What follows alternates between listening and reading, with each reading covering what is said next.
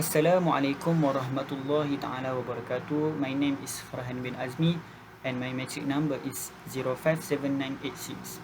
I am from the course of Da'wah Diploma. Today I want to talk about the second pillar of Islam, which is prayer. Every Muslim is obligated to perform prayers 5 times. The first thing that will be asked in the hereafter is our prayer. Prophet Muhammad sallallahu alaihi wasallam compared a person who pray 5 times as a person who take a bath 5 times a day. He become clean and pure. In addition, prayer can also prevent us from committing sins. Allah subhanahu wa ta'ala says, "Indeed, prayer prohibits immorality and wrongdoing." Surah Al-Ankabut verses 45.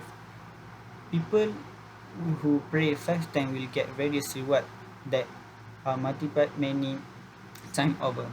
But what are the way and tips to keep the prayer 5 times? 1. We need to pray to God to be given guidance and craftsmanship for prayer. 2. In the early stage, we need to educate ourselves to pray 5 times even by force. Eventually, we will get used to it and it will be easy to pray.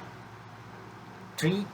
We must strive to understand and appreciate the reading in prayer so that prayer will be more devout and also be able to feel the pleasure of prayer. 4. We are also encouraged the prayer in the mosque because it can overcome the nature of laziness when praying alone and get 27 times the reward. 5. Parents also need to play a role by educating children to pray together in congregation from early age. In conclusion, let us strive to perform the 5 times daily prayer and invite our other friends to together become pious and faithful servants of God. Happy charity, insyaAllah. Assalamualaikum.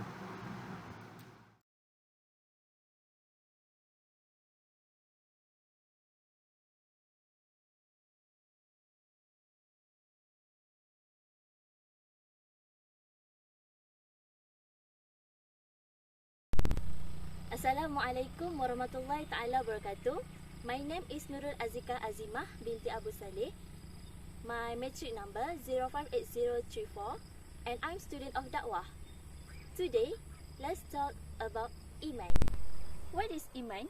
It is about you believe in Allah and His angels and His books and His messengers and in the last day and in Qadar, fate, but in its good and it is evil aspect. Scholar Crusader, Islam, Iman, Ihsan, the 3 stage in the path toward Allah subhanahu wa ta'ala. The second level is Iman, where you are not only doing those actions, but you are strengthening your relationship with Allah subhanahu wa ta'ala and you are beginning to taste the sweetness of your relationship with Allah subhanahu wa ta'ala. I will give an example of believing in the Prophet Muhammad sallallahu alaihi wasallam. The method is to practice the sunnah of the Prophet Muhammad sallallahu alaihi wasallam, such as greeting, Assalamualaikum, starting the activities with the right side,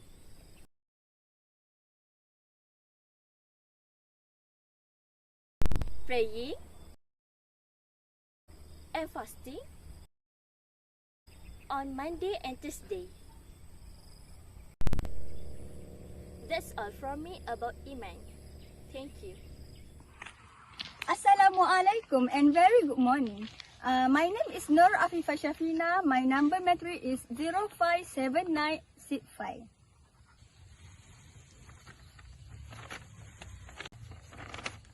Today, I would like to talk about Ihsan. In Islam, Ihsan is the responsibility of Muslims to attain perfection or excellence in worship. So, Muslims strive to worship God as if they see Him. And Even if they cannot see him, they certainly believe that he is always watching over them.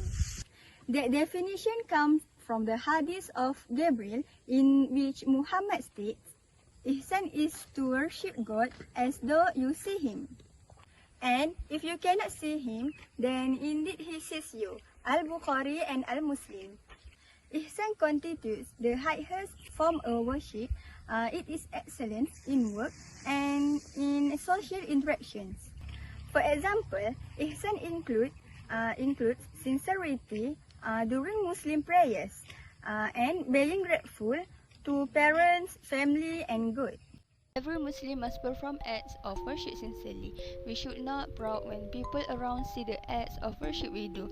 This is because all deeds of worship and good that we do should be intended only to Allah in order to achieve the goal of ihsan completely. Based on the example I have given, it shows the worship performed according to the fact of ihsan must be devoted to Allah Subhanahu wa Ta'ala simply, not to others or because of others. Ihsan in worship is among the most noble and highest dignity. Therefore, worship must be built on two important principles in order to fulfill the goal of ihsan in the worship. The first is the love of Allah Subhanahu wa Ta'ala, feeling tawadu and submissive before Allah Subhanahu wa Ta'ala, so that the notice arise of asking and hoping only to Allah Subhanahu wa Ta'ala. The second is piety, fear, and feeling the worth when faced with the greatness and love of Allah Subhanahu wa Ta'ala. Worship like this makes a person feel more responsible for his worship and will perform it sincerely. Sincerity is an important basis in determining the perfection of one's practice and worship. That's all from me. Thank you. Okay, Bismillahirrahmanirrahim. Assalamualaikum warahmatullahi wabarakatuh. My name is Muhammad Alif Aiman bin Hazri. My metric number is 058011. So I'm from Dakwah course. So for today, I want to talk about this. You see this? Doomsday signs. Okay, first of all, what is doomsday? Okay, doomsday is basically the end of the world or the apocalypse or the Armageddon. So that's a simple explanation for doomsday. So in Islam, we believe the doomsday has its own signs, before it happened. So in Islam, we also believe there are two types of signs. Okay, the first one is minor signs and second one is major signs. Okay, for minor signs, first, the adultery is becoming more prevalent. The adultery is becoming more normal in our environment, in our social life. Second is many murders happen, as you can see right now.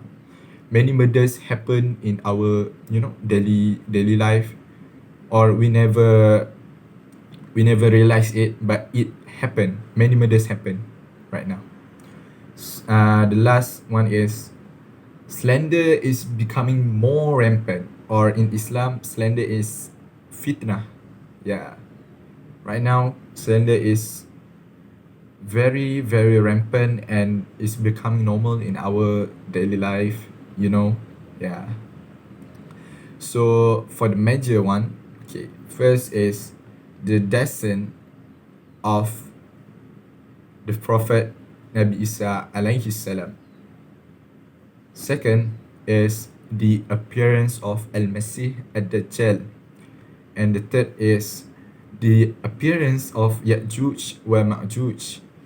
And the fourth is the appearance of an animal, we call it dabbah. Okay, dabbah. And the last one is sunrise from the west. So these signs, for the minor ones, I think there are signs that had happened, but it only happened of the minor ones.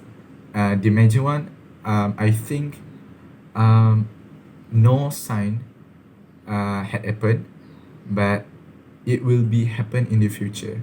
So as a Muslim, we must be ready for the doomsday, and we must, you know, ready with our good deeds, with um our we call it amalan, so to be ready for that day. So that's all from me.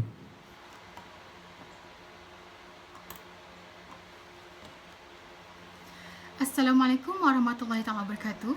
My name is Sophia Sohaila binti Muhammad Fazli. My matric number is 057969, and today I'm going to talk about knowledge.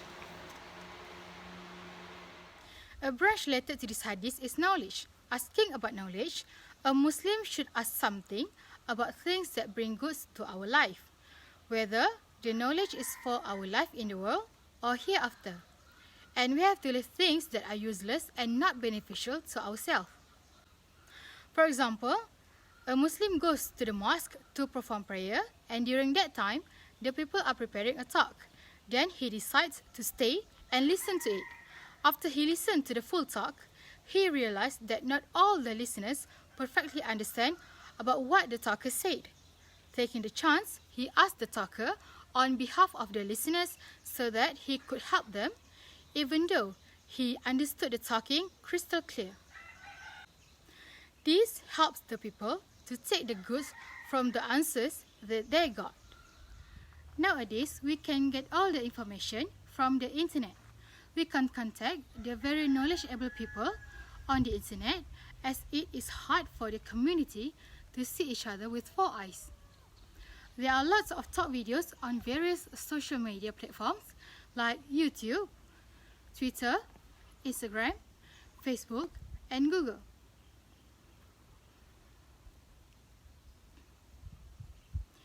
Based on this way, Muslims can practice their ideas, taking the advice and lessons learned for good in life. In the end, all of this is from blessings of Allah subhanahu wa ta'ala. Allah subhanahu wa ta'ala gives us so much, and rather than being humble and grateful in front of Allah, we are arrogant and think that this is all from us. Putting in all effort and trying one best will all eventually lead to success and wealth. But at the end of the day, we still have to acknowledge that no matter how much effort we put in, our wealth and success will always be in the hands and bounty of Allah. That's all from us. Thank you.